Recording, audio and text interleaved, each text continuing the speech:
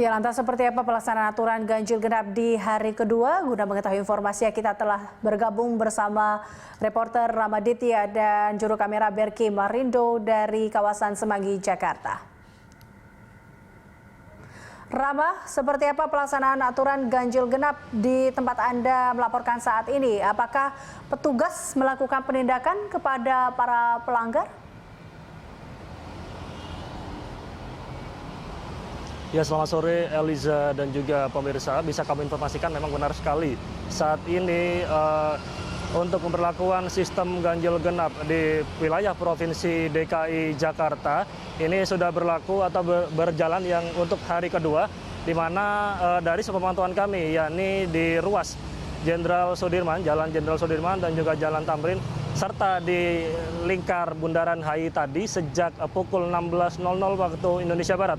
Kami sempat memantau memang ada beberapa kendaraan bernomor ganjil yang melewati ruas-ruas tersebut, di mana saat ini diketahui merupakan tanggal 4 Agustus 2020 yang merupakan hari genap, di mana untuk aturan hari genap sendiri ini memang dikhususkan untuk plat nomor kendaraan roda 4 yang ada atau yang bernomor genap. Untuk saat ini juga dari sepemantauan kami di samping tempat saya melaporkan, di mana di Jalan Sudirman sendiri dari pukul 16.00 waktu Indonesia Barat.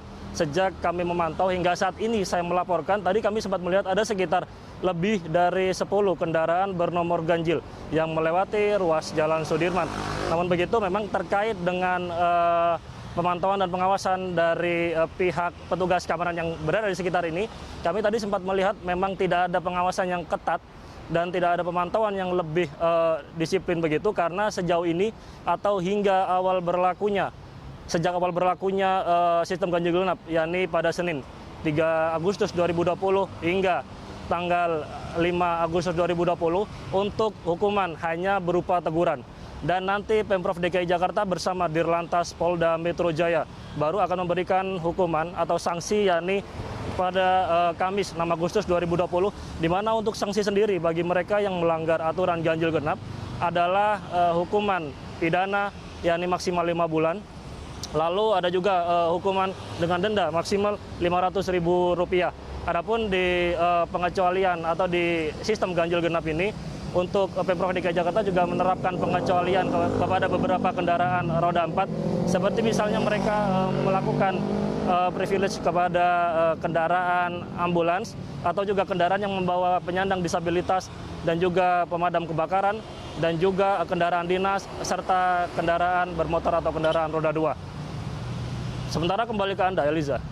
Ya, Rama, lantas seperti apa tanggapan pengendara hingga warga terkait dengan diberlakukannya kembali aturan ganjil genap ini di tengah pandemi COVID-19?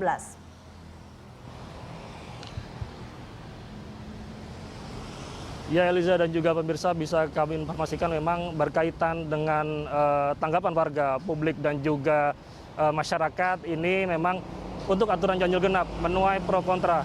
Kita melihat memang dari tujuan Pemprov DKI Jakarta sendiri adalah demi mengurangi kepadatan volume kendaraan yang ada di wilayah Provinsi DKI Jakarta, di mana dari data yang kami dapatkan saat ini untuk PSBB masa transisi di ibu kota, kepadatan kendaraan di lalu lintas wilayah Provinsi DKI Jakarta meningkat hingga 1,47%. Dan angka ini merupakan angka yang tinggi, di mana sejauh PSBB sebelumnya, sejak Maret, DKI Jakarta belakangan ini memang mengalami kemacetan di beberapa titik lalu lintas, terutama pada jam-jam sibuk, yakni jam berangkat kantor dan jam pulang kantor. Adapun dari warga sendiri, tadi kami sempat menanyakan beberapa ke pengendara atau pengguna roda 4, mereka cukup senang dengan adanya aturan ganjil genap ini, karena dengan adanya ganjil genap ini mereka bisa menghindari dan tidak menemukan kemacetan ketika berangkat dan pulang kantor.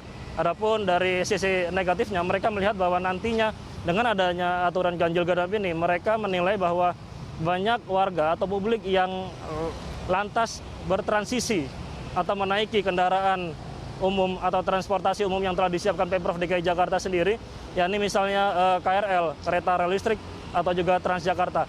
Di mana memang salah satu tujuannya, jika kita bisa kembali mengingat dari tujuan Pemprov DKI Jakarta sendiri, untuk menerbitkan aturan ganjil genap ini adalah dengan warga untuk bisa kembali menggunakan moda transportasi umum dan meninggalkan kendaraan pribadi selama PSBB transisi kali ini.